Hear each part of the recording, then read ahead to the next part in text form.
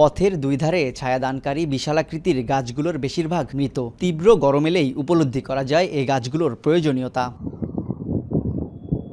এ চিত্র খুলনার ডুমুরিয়া উপজেলার কইয়া মোস্তরমোড় সড়কের। 2001 সালে সামাজিক বন বিভাগের সঙ্গে কয়েকটি সংস্থা শোলমারী সরাবপুর, বসুন্দিয়া চরকটিয়া, কাঁঠালতলা মাগুরখালী সহ বিভিন্ন সড়ক ঘেঁষে শিরিষ, মেহগনি, রেইনট্রি ও নিম গাছের চারা রোপণ করে। বপন করা হয় বাবলা গাছের বীজও। ধীরে ধীরে বড় হয়ে ওঠে এসব গাছ। সড়কের দুই পাশ সবুজে ছেয়ে যাওয়ায় দৃষ্টিনন্দন পরিবেশ সৃষ্টি হয়।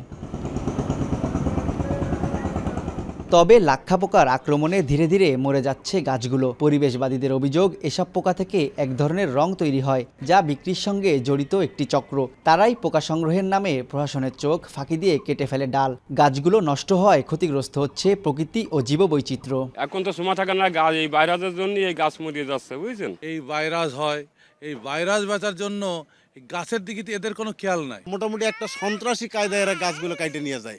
আর এই গাছগুলো কাটে নেওয়ার কারণে আজকে আমরা এই ছায়ার থেকে বঞ্চিত। ভাইরাস তৈরি করার যে সিন্ডিকেট, এদেরকে মানে এদের বিরুদ্ধে পদক্ষেপ গ্রহণ করে এই এখনও যে বিদ্যমান গাছগুলো আছে এবং যে গাছগুলো প্রায় মৃতপ্রায় তাদেরকে বাঁচিয়ে রাখার জন্য।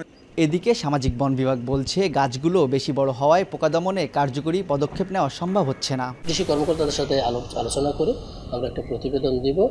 তো সেগুলি এখন তো কর্তনের যেহেতু নিষিদ্ধ, সেই কারণে আমরা ওগুলি নিলামের জন্য কাটতে পারতেছি না। কর্তনের অনুমতি আসলে তখন আমরা এগুলি কাটবো এবং তারপরে সেখানে আমরা নতুন করে বৃক্ষরোপণ করতে পারব।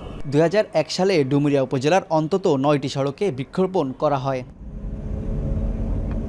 গাছগুলো মরে যাওয়ায় একদিকে যেমন এলাকার প্রকৃতি রুক্ষ হয়ে উঠেছে, তেমনি আবাসস্থল হারিয়েছে পাখিরা, আর অঞ্চল হারাচ্ছে দুর্যোগ থেকে বাঁচার প্রাকৃতিক সুরক্ষা।